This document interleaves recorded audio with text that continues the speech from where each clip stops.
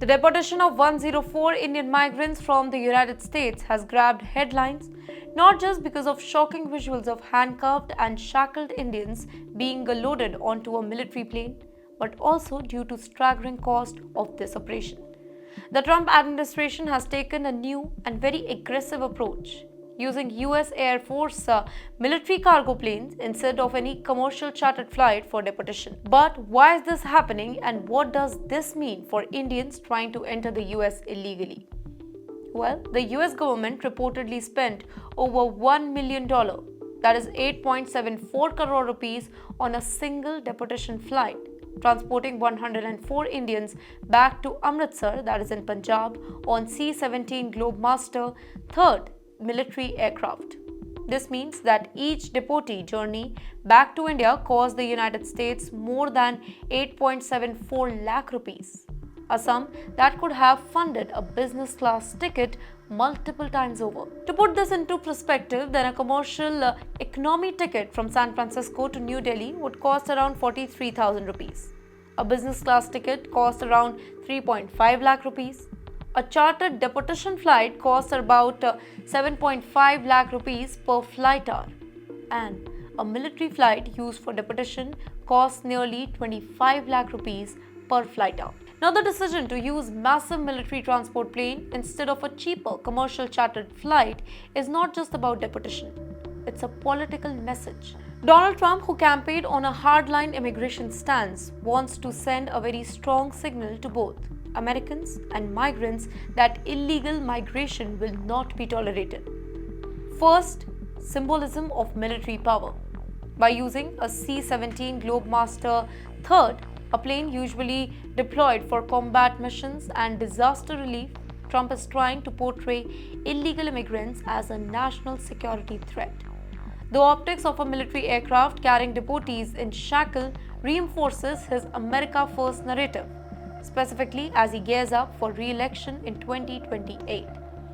Secondly, Trump has promised to deport millions of undocumented migrants, and this high-profile military deportation could be a test case for future operation. If he succeeds in justifying the use of military resources for deportation, larger-scale removal could follow. Thirdly, put pressure on India to take back deportees. By sending Indians back in a military aircraft, the US is signaling that it expects full cooperation from the Indian government on deportation. India's Prime Minister Narendra Modi's administration now faces pressure to crack down on illegal migration network and curb the growing human trafficking industry in Punjab, Haryana and Gujarat. Unlike commercial flights that take a direct route, the military aircraft had to follow a very complex flight path, avoiding civilian airspaces and stopping at US military bases for refueling, and the journey includes departure from San Francisco, California, a stop in Hawaii, passing through Luzon Strait near Philippines, and then they have to travel between Indonesia and Malaysia, refueling at the Diego Garcia military base in the Indian Ocean, then a final flight north to Amritsar, Punjab.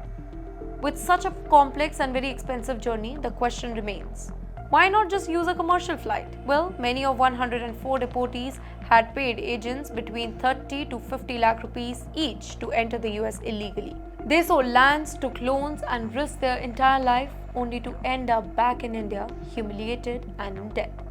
The donkey route, which take migrants through Central and South America, has become a very popular but very deadly option.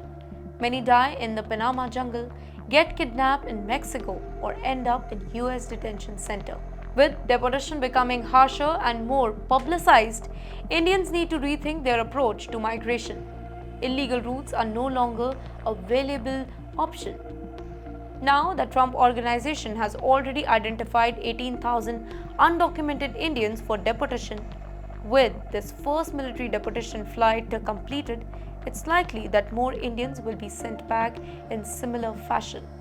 The use of military aircraft could become a regular occurrence, making deportation a very high-profile fear, including operation that is rather than a very quiet bureaucratic approach. So here is a final takeaway.